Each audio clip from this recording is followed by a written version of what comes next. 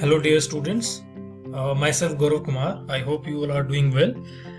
Today, let's start with a new topic for class 12th history. That is chapter number 4, Thinkers, Belief and Buildings. This is a part 1 video. In this chapter, we will discuss about the new emerging philosophical thinking, beliefs, and we will basically discuss about the Jainism and Buddhism. Main focus will be on Buddhism. And yes, in building, we will discuss about Sanchi Stupa. Topics will be covered in this class: the sacrificial tradition and new questions, the message of Mahavira, the Buddha and the quest for enlightenment, the teachings of Buddha, the followers of Buddha and the Sangha. चलिए शुरू करते हैं. Sources for this time period we have Buddhist text, Jain text and Brahmanical text. अभी तक in previous classes we have gone through this Brahmanical text, Dharma Sutras, and yes, another text was literary source was Mahabharata in a previous chapter. Sanchi Stupa is one of the important archaeological source in which we found different sculptures.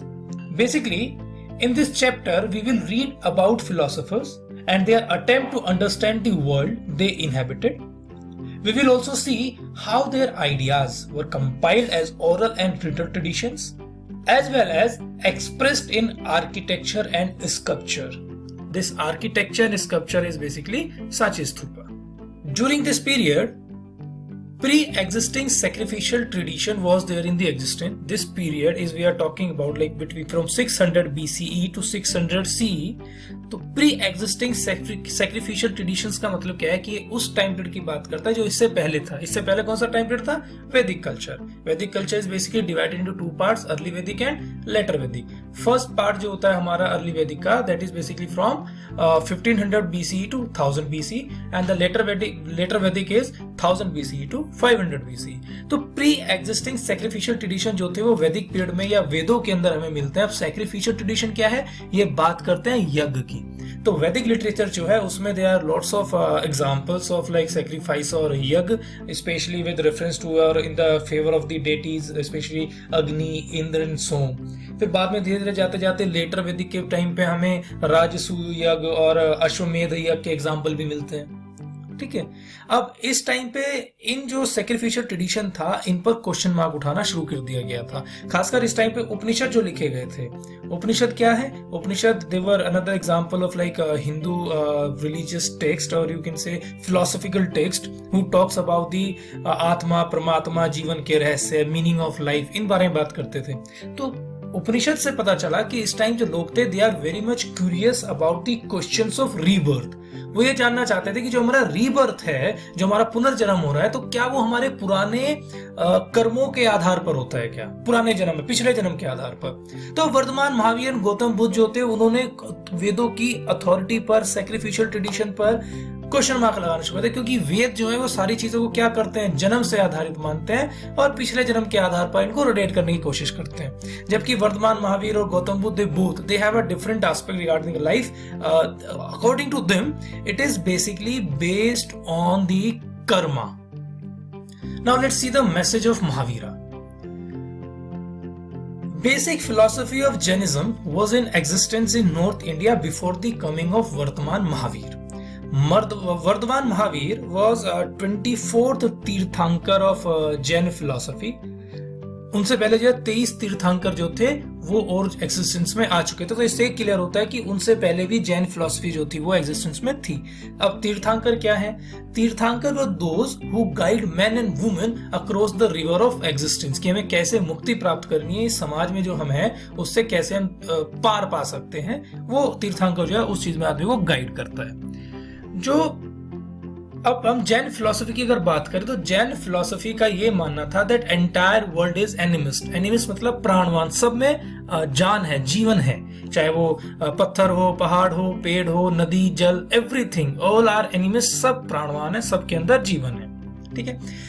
सबसे important जो aspect है that is अहिंसा इन Jain philosophy. और ये माना जाता है कि जो गांधी जी अपनी नॉन वायलेंस के अंदर, जो अहिंसा सत्याग्रह के अंदर अहिंसा को जो इंपॉर्टेंस देते हैं, उनका जो आइडिया ये है वो जैन फिलोसफी से ही इंस्पायर है. वहीं से उन्होंने अहिंसा का जो ये अपना नियम था उसको अडॉप्ट किया था. वर्तमान महावीर हैं वो हमेशा बात करते हैं कर्म की. उनका मानना था कि जो आदमी का कर्म है वो ही है जो आपकी बर्थ और रीबर्थ की साइकिल को डिसाइड करता है, शेप करता है। तो according to him asceticism and penance, asceticism मतलब अगर हम संन्यास लेंगे, एंड पेनेंस मतलब हम त्याग करते हैं, तपस्या ही होता है पेनेंस भी, बट ये बात करता है अपने आप को दंड देना, कठोर दंड देना। जैसे मान लिया कि आप अपने आप को जैसे भूखा रहना, अन्न जल त्याग कर देना, तो इन तपस्या या इस त्याग के माध्यम से हम क्या कर सकते हैं, इस साइकिल ऑफ कर्मा यानी कि the cycle of birth and rebirth, हम इससे फ्री हो सकते हैं। लेकिन उसके लिए उनका कहना था कि हमें वर्ल्ड को पूरी तरह से रिनाउंस करना पड़ेगा, त्यागना पड़ेगा। जो जैन हमारे जो मोंक होते थे, दे टुक 5 vows, 5 व्रत लेते थे, जैसे abstain from killing, abstain from stealing, abstain from lying, abstain from processing property and to observe celibacy. Abstain मतलब कि नहीं करना है कोई काम। Gradually Jainism spread in many part of the India. जो इसका जो मेन टेक्स्ट हमारा जो मिलता है लिटरेचर का, वो प्राकृत, संस्कृत और तमिल में मिलता है। प्राकृत हम डिस्कस कर चुके, हमें पता है what is Prakrit. It is basically a group of vernacular languages, and vernacular क्या है, languages spoken by the common people और लोकल पीपल। अब हम आगे बढ़ते हैं बुद्ध की तरफ, ठीक है। सिद्धार्थ जो ओरिजिनल नाम जो है बिफोर बिकमिंग या known as a Buddha, enlightenment से पहले, एनलाइटमेंट के बाद उनको बुद्ध के नाम से या बुद्धा के नाम से जाना जाता है, उससे पहले सिद्धार्थ के नाम से उनको जाना जाता था। He was son of a king of Sakya clan.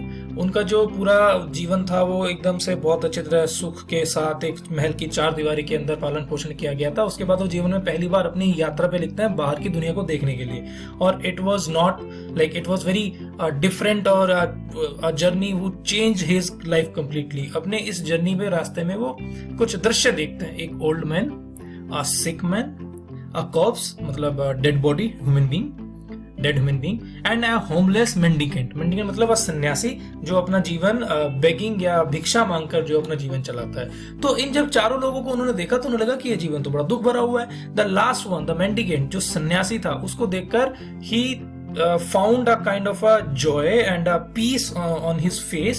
तो ये सब देखने के बाद he decided to adopt the same path as a mendicant.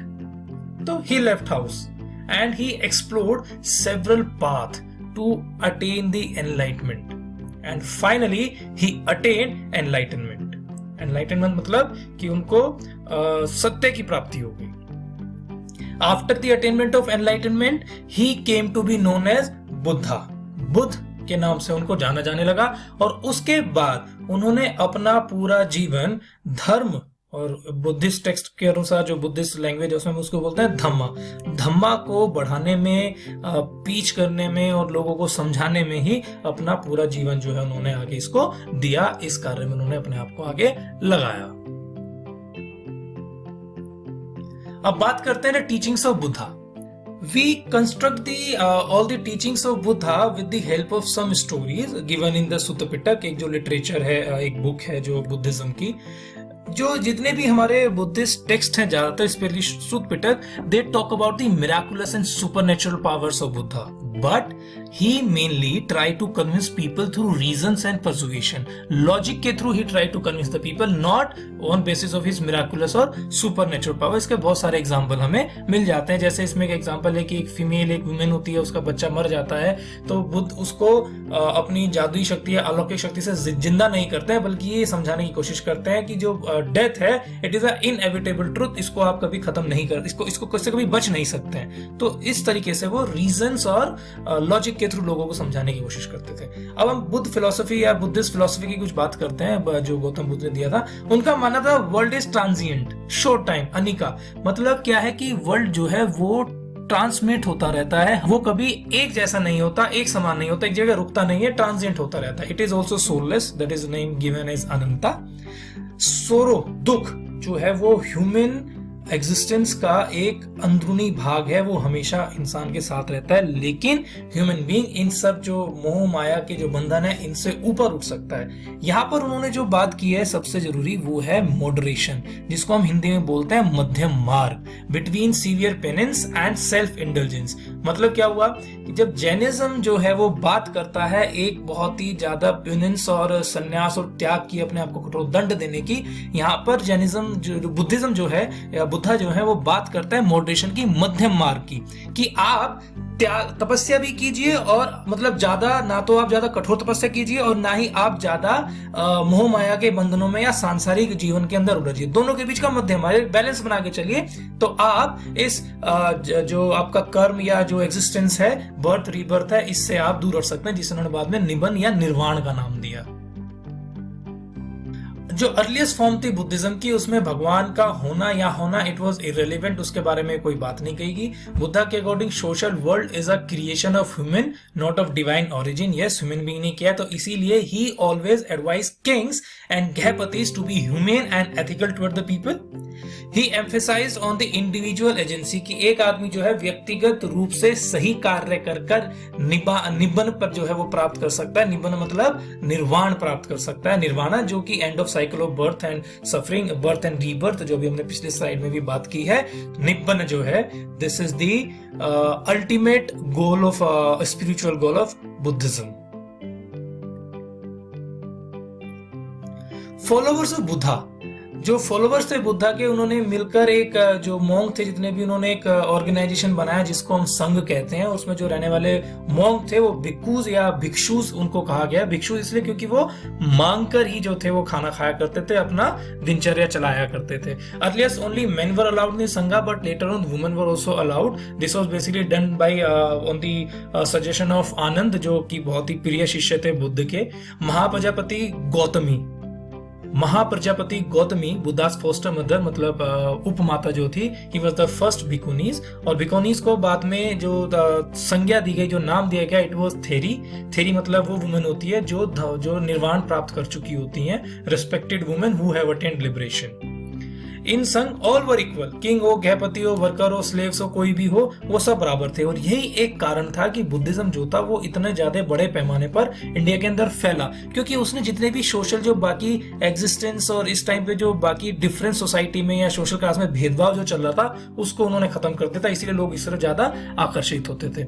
जो संघ का काम करने का तरीका था वो कंसेंसस और डिस्कशन के और इलेक्शंस के थ्रू जो था वो कंसेंसस पर एक मत पर आकर उसको पूरा किया जाता था या उस बात को मान लिया जाता था। तो it was based on democratic principle, हम आज के टाइम में मान सकते हैं, कंसेंसस के ऊपर।